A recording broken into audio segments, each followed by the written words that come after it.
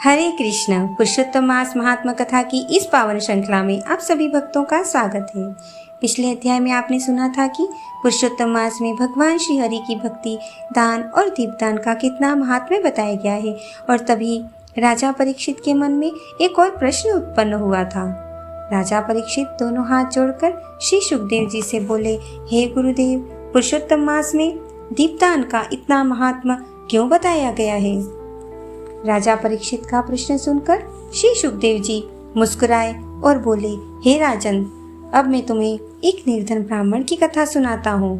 प्राचीन समय में एक अत्यंत निर्धन ब्राह्मण रहता था। उसके पास धन नहीं था, भोजन तक नहीं था, लेकिन उसके हृदय में भगवान श्री हरि के प्रति अटूट भक्ति थी।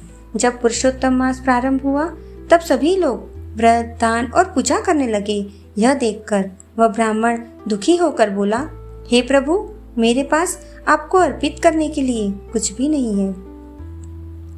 तभी मंदिर के एक वृद्ध संत ने उससे कहा, वत्स, भगवान को धन नहीं, सच्ची भक्ति प्रिय होती है। यदि श्रद्धा से एक दीपक भी जलाओगे तो भगवान अवश्य प्रसन्न होंगे।